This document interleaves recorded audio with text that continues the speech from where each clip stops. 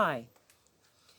So I'm going to give you an overview of what astrology is. I first started reading about astrology as a child, and I've been studying it for over 4 decades now. I also studied with the Faculty of Astrological Studies, but I am not a practicing astrologer. I have, however, done extensive personal research into astrology in that I'm a very chatty Aquarian, and everyone I've ever met, I've asked them their sun sign. And that's over 3 decades of a lot of people around the world. So I know from first-hand experience that the data matches up with the theory. Okay, but I will say this, I am not a practicing astrologer. I can read an astrology chart. I'm not really into doing forecasting. I can interpret your chart though, so if you're interested, get in touch. So, but this, for the purposes of this video, this is an introduction to astrology. And this particular video, part 1, is an overview of what astrology is and what a natal chart is. Okay, so I'm going to try and do what I can do in about 15 minutes. So that, bear with me. Okay, there's going to be a lot to come after this. This was just an initial look at what astrology is. So what the heck is astrology? What's all the fuss about? Why is it important? Okay, well, astrology, I have to think back now, 25 years to my studies at the faculty, goes back centuries. If you think about the 3 kings in the Bible, the Magi, the magicians, they followed the star to baby Jesus, apparently, so say. I'm not a great fan of religion. In fact, I don't approve of religion, but there is, I believe, some truth in the big book, the Bible.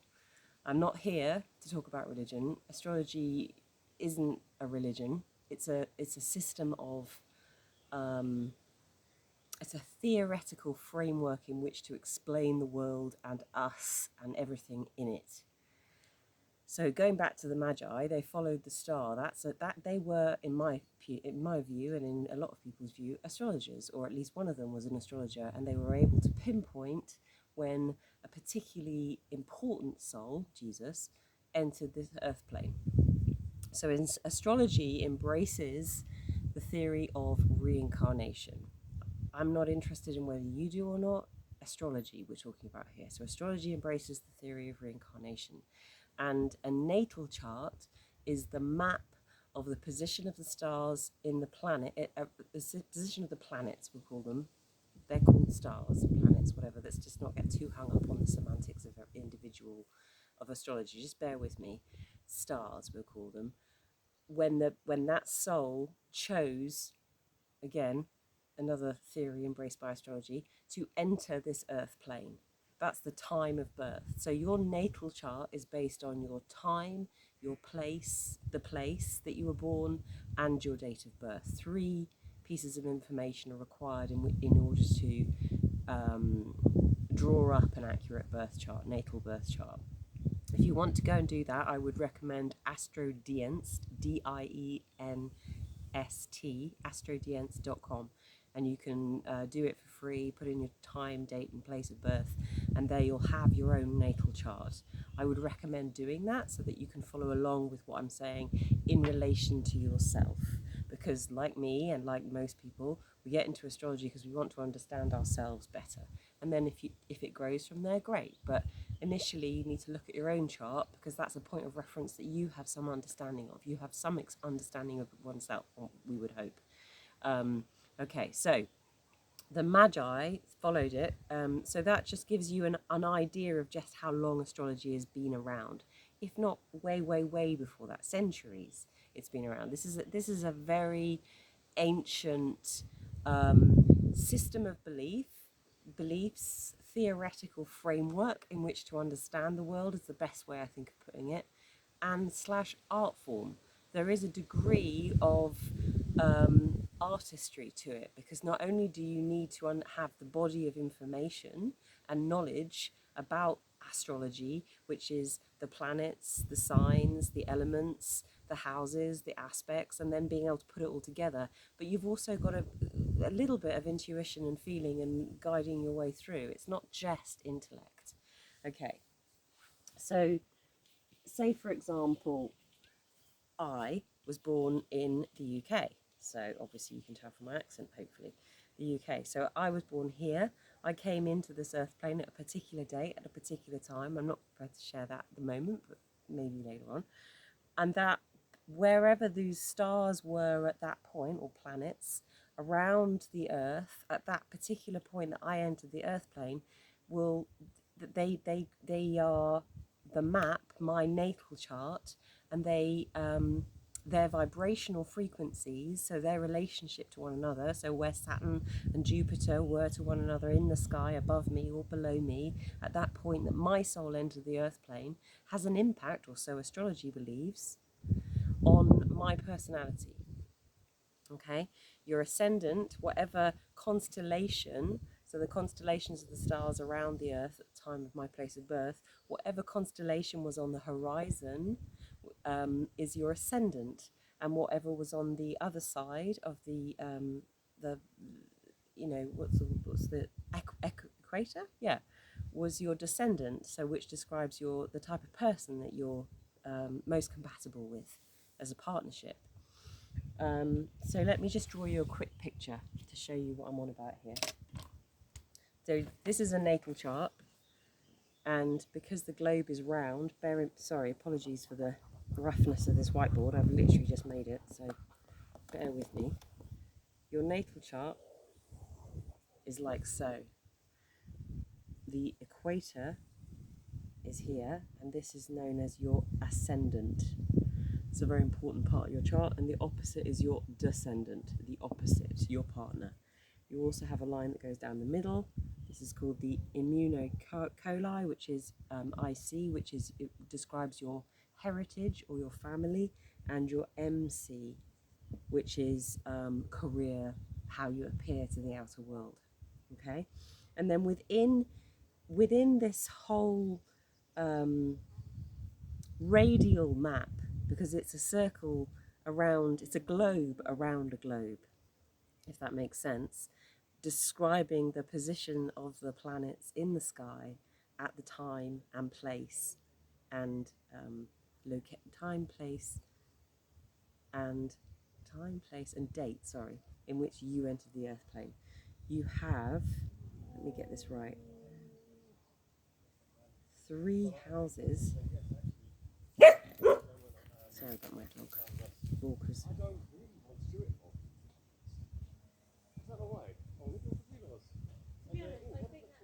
The map is divided up into houses. So you have the 1st, 2nd, 3rd, 4th, 5th, 6th, 7th, 8th, 9th,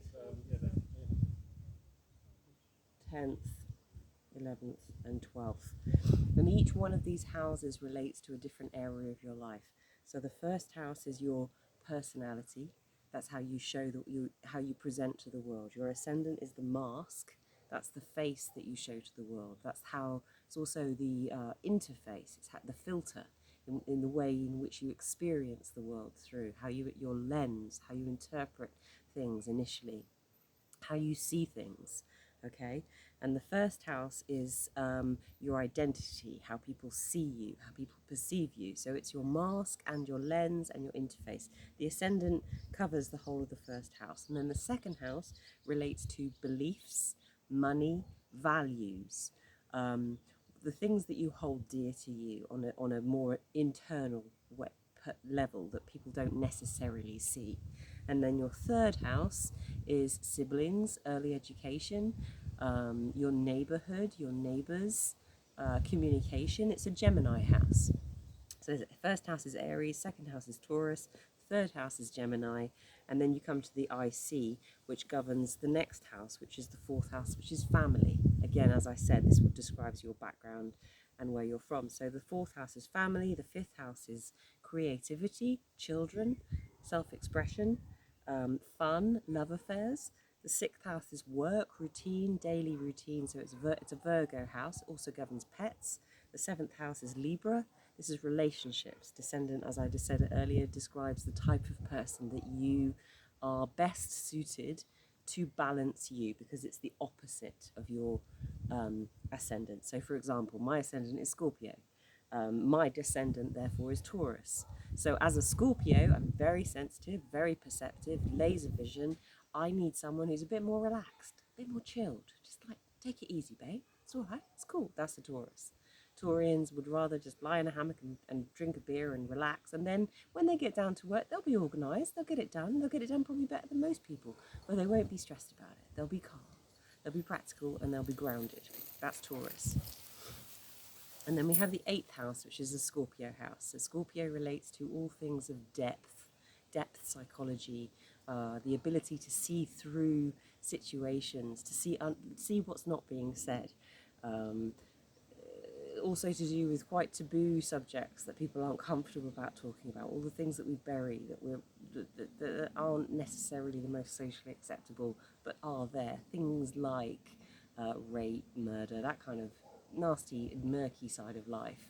Because Scorpio is very brave, it's very penetrating, and it likes to get to the root of the situation. It's also connected to detectives for that reason.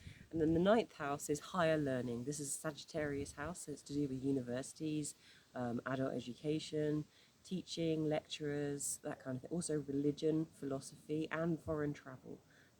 The traveller, adventurer, that's Sagittarian. Sagittarians are very adventurous. They get restless, they get itchy feet, and they like to explore and learn, constantly learning. That's a very Sagittarian trait. And then the MC, which is your personal persona, how you are seen in the outer world. And that rules the 10th house, and the 10th house is a Capricorn house, so it's a house of career, aspirations, let me correct that, career, profession. So how you what you do on a kind of a vocational level, or how you are known, how you make money.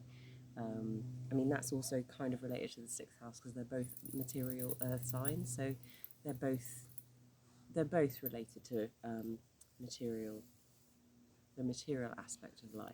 And then the 11th house is the Aquarian house, which is very idealistic, inspirational, aspirational. What do you aspire to? What really matters to you? What would you love to happen? How would you like to see the world? Aquarius is a slightly pie in the sky kind of sign. These are the positive traits: humanitarian, kind, idealistic, can be a little bit impractical because of these traits. And then the 12th house, which is the Piscean house, which is again times of, because it's a water sign, it's very reflective and it's about the inner world.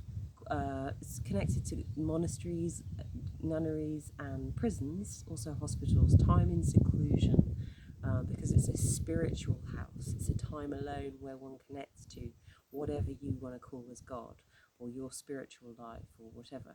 But it's it's about that kind of the unseen spiritual element of the world and oneself. That's the 12th house. So there you go. That's an overview of what a natal chart looks like. It's not particularly tidy, but you get the idea. So each one of these, your signs, your planets, will be in one of these houses. So I'm just going to do this randomly. This isn't my chart.